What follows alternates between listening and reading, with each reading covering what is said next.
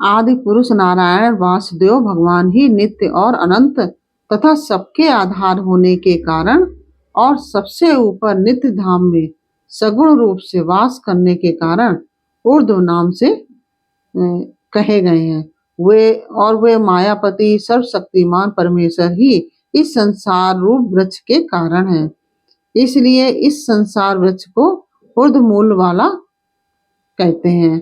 उस आदि पुरुष परमेश्वर से उत्पत्ति वाला होने के कारण और तथा नित्य धाम से नीचे ब्रह्मलोक में वास करने के कारण हिरण्यगर्भ रूप ब्रह्मा को परमेश्वर की अपेक्षा अधा कहा गया है, अधा कहा है, और वही इस संसार का विस्तार करने वाला होने से इसकी मुख्य शाखा है। इसलिए इस संसार वृक्ष को आधा शाखा वाला कहा गया है, आधा शाखा वाला कहते हैं। इस वृक्ष के मूल कारण परमात्मा अविनाशी है तथा अनादिकाल से इसकी परंपरा चली आती है, अनादिकाल से इसकी परंपरा चली आ रही है। इसलिए इस संसार वृक्ष को अविनाशी कहते हैं।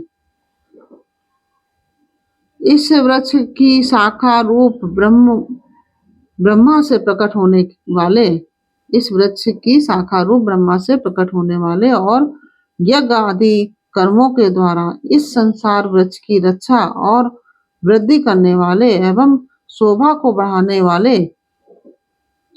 बढ़ाने वाले होने से वेद पत्ते कहे गए हैं।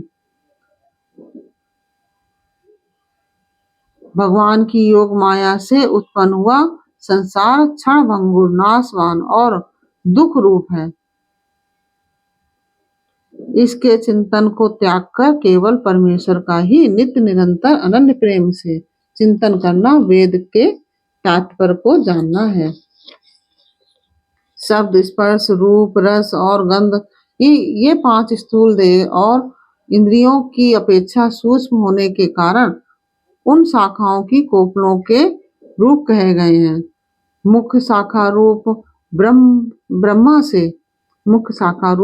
से संपूर्ण लोकों के सहित देव, मनुष्य और तिर्यक आदि योनियों की उत्पत्ति और विस्तार हुआ है। इसलिए उनका यहाँ शाखाओं के रूप में वर्णन किया है। अहंता, ममता और वासना रूप मूलों को केवल मनुष्य योनि में कर्मों के अनुसार बांधने वाली कहने के कारण यह है कि अन्य सब योनियों में तो केवल पूर्वकृत कर्मों के फल को भोगने का ही अधिकार है और मनुष्य योनि में नवीन कर्मों को करने का भी अधिकार है। इससे आप अपना जो ये जन्म है और अगला जन्म भी सुधार सकते हैं। यह छूट केवल मनुष्य योनि में ही मिली है। इस संसार का जैसा स्वरूप शास्त्रों में वर्णन किया गया है और जैसा देखा सुना जाता है वैसा तत्व ज्ञान होने के पश्चात नहीं पाया जाता। जिस प्रकार आँख खुलने के पश्चात स्वप्न का संसार नहीं पाया जाता, इसका आदि नहीं है। यह कहने का प्रयोजन यह है कि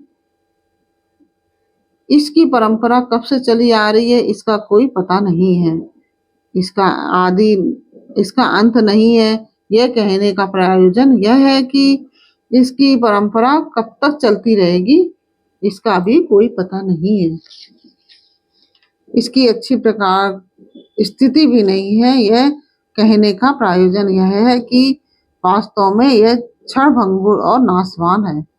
ब्रह्मलोक तक के भोग क्षणिक और नाशवान है, ऐसा समझकर इस संसार के समस्त विषय भोगों में सत्ता, सुख, प्रीति और रमणीयता का न भासना ही दृढ़ वैराग्य रूप शस्त्र है।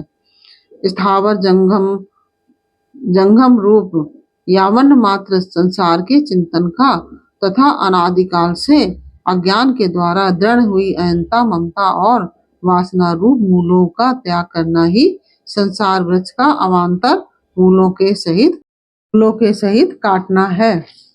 जैसे विभाग रहित स्थित हुआ भी महाकाश घटों में पृथक पृथक की भांति प्रतीत होता है, वैसे ही सब भूतों में एक ही रूप से स्थित हुआ भी परमात्मा पृथक पृथक की भांति प्रतीत होता है। इसी से देह में स्थित जीवात्मा को भगवान ने अपना सनातन अंश कहा है।